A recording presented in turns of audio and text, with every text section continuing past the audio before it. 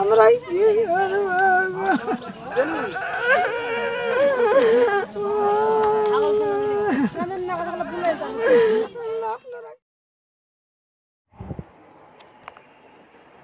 প্রেমিকের হাতে খুন প্রেমিকা, ঘটনায় ব্যাপক চাঞ্চল্য এলাকায়। দেখুন সেই ছবি সবুজ বার্তা নিউজে।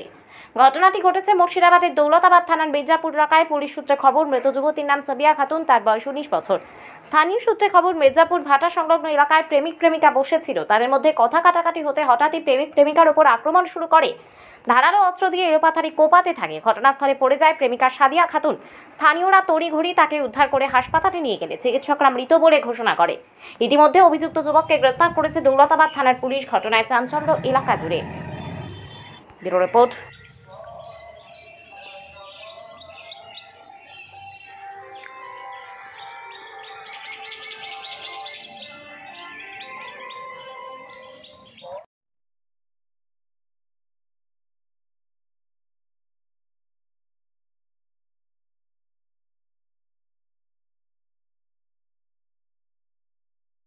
কি ঘটেছে একটু জানাও তো, কিভাবে কি হয়েছে? আমি তো ছিলাম না বাড়িতে, নানিদের বাড়ি গিয়েছিলাম। তুমি নানির বাড়িতে এসে কি শুনতে পেলে? নানি বাড়ি আমি সকালে টিউশন গেছিলাম, দেশে শুনছি ওকে বলে বাগানে কেটে মেরে ফেলেছে, সেটা শুনতে পেয়েছি। হ্যাঁ, ও কোথায় ছিল? বাড়িতেই ছিল না কোথায় গিয়েছিল? কম্পিউটার ক্লাসে গিয়েছিল। কোথায়? থানার মোড়ে। কটার সময় কম্পিউটার ক্লাস ছিল? 8টার দিকে। বাড়ি আসার টাইম 10টা। কি শুনতে পেলে? শুনতে পেলাম ও বাড়ি আসার সময় ওকে বলে মেরে ফেলেছে। কি কারণে মেরেছে বুঝতে পারছো কিছু? কি কারণে ওটা তুমি জানি না। কোনো কিছু সম্পর্ক ছিল? হ্যাঁ, ওকে ভালোবাসতো। কে ভালোবাসতো? মিঠু। হ্যাঁ, মানুষ সরকার। হ্যাঁ, মুখটা একটু তুলো। হ্যাঁ, কতদিন থেকে প্রেমের সম্পর্ক ছিল? 2-3 বছর থেকে। 2-3 বছর থেকে? একটু বলো। ওকে মানে বিয়ে করবো বলেছিল, ওর মা রাজি ছিল না, সেজন্য। দিয়ে তো আজকে কিভাবে মানলো একটু কিছু জানো? ঝামেলা ঝাঁটি হতে হয়েছে। আমি আজকে ইসলামপুর যাচ্ছিলাম। ইসলামপুর যাওয়ার পর একজন আমাকে ফোন করে বললো যে রুম্পা নাকি মারা গেছে। মারার পর শুনতে পারলাম ওই ছেলেটার সঙ্গে নাকি এফআইআর ছিল। তো রুম্পা নাকি কোথাও বেরোতে গেলে হুমকি দিত যে তুমি কোথাও যাবে না। এমনকি ওর সবার বোনের কাছেও জানতে পারছি, ও যদি বাইরে টিউশনি যেত বা মামার বাড়ি যেত, বলতো তুই যদি বাড়ি থেকে বেরোতি তাহলে তোকে কেটে ফেলবো, মেরে ফেলবো, এরকম হুমকি দিত। আমরা পরে এটা জানলাম, আজকে শুনতে পারলাম। কিন্তু যে মেরেছে তার আমরা ফাঁসি চাই, এই ছেলের বিচার চাই। আমাদেরও যেমন বাড়িতে মেয়ে আছে, মা বোন আছে, সবাই যেন সাহস ভাবে বের হতে পারে। আমরা ওই ছেলের ফাঁসি চাই।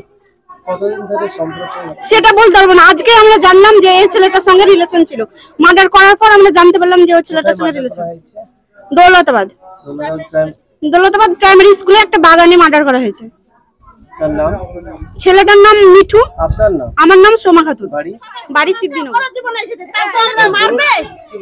প্রেম ভালোবাসা সবার জীবনে এসেছে, ওর জীবনে এসেছে, তার জন্য মারার আইন নাই। আমরা মেয়ের যে মার্ডার হয়েছে, ছেলেরও ফাঁসি চাই। আপনারা কি চান? আমরা ফাঁসি চাই।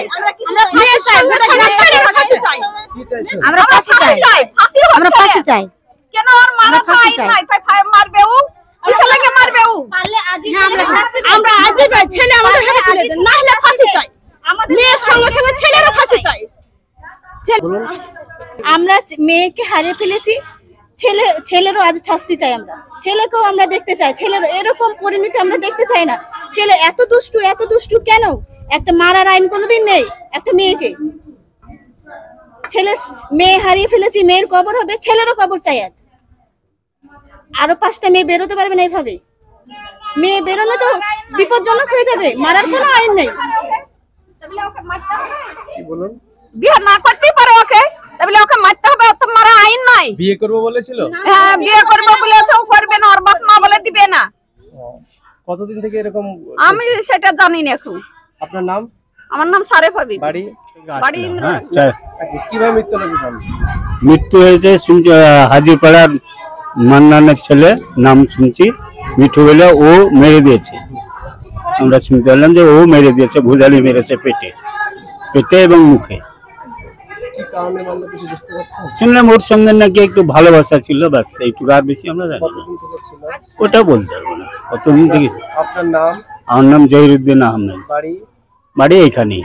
সিদ্ধিনগর? হ্যাঁ, সিদ্ধিনগর।